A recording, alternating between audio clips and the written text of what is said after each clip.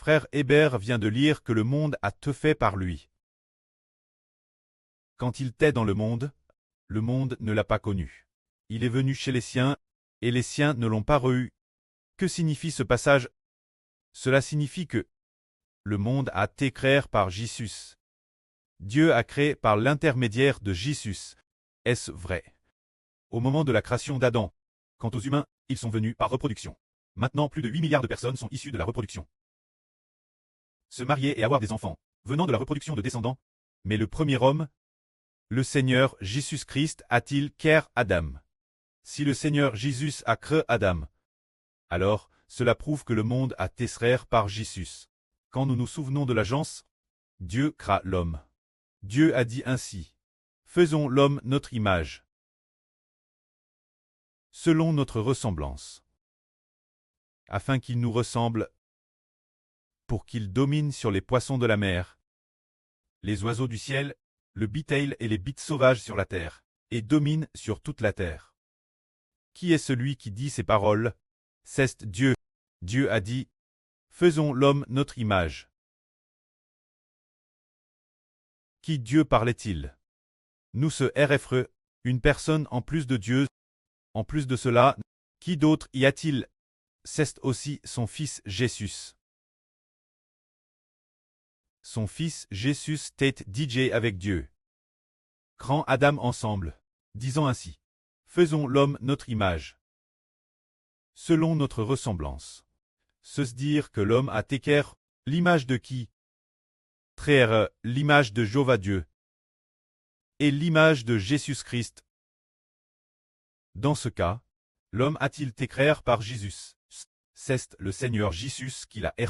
Il a créé l'homme avec le pré-clest. Alors le Seigneur Jésus et le pré-clest ont créé l'homme. L'humanité s'est aussi beaucoup multipliée. Alors le Seigneur Jésus est venu au monde en tant qu'homme, le monde ne l'a pas reconnu. Qui est ce Jésus? Le Nazarène.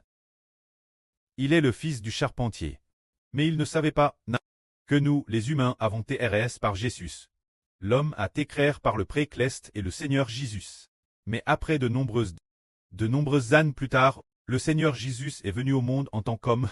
Lorsqu'il est apparu sous une forme humaine, le monde ne l'a plus reconnu. Puisqu'il a créé l'homme avec le pré-clest, on crée Adam ensemble. Alors lui et le pré-clest peuvent-ils recréer l'homme? Sur la base de nous, des personnes imparfaites. Sur la base de pécheurs, recréer nouveau, une nouvelle mise niveau, reconstruire nouveau, peut-il le faire? Il peut le faire. Cette fois-ci, il recrée l'homme, en donnant aux gens une vie régneur, rendant l'homme plus noble que celui d'Adam. Cette vie que l'homme reçoit, que celle d'Adam, plus noble que lorsque Adam a été créé au début. Car la Bible le dit ainsi. Il est dit ici, tous ceux qui l'ont reçu, se dire ceux qui croient en son nom. Il a donné le pouvoir de devenir enfant de Dieu. Se dire devenir enfant de Dieu. Cela signifie que ces personnes sont nées de nouveau par le Seigneur Jésus. Renaître. Après avoir été régénérés par le Seigneur Jésus par le Saint-Esprit, il est l'origine des hommes. Après avoir été recréés par le Seigneur Christ, ils deviennent enfants de Dieu. Se dire qu'au début, parce que nous sommes des descendants d'Adam, et des descendants de ceux qui ont nous sommes devenus ainsi. L'homme n'est pas beau non plus. Deuxièmement, et encore contre elle par le pchach, une espérance de vie de 70 ou 80 ans. Est appelé un trait humain, mais maintenant, le pré-clest a recréé Hébert par le Seigneur Jésus. Et a aussi créé les frères et sœurs.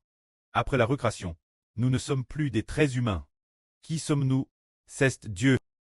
Devenu semblable Dieu, obtenant une vie comme celle de Dieu. Avant, nous avions la madame vie qu'Adam.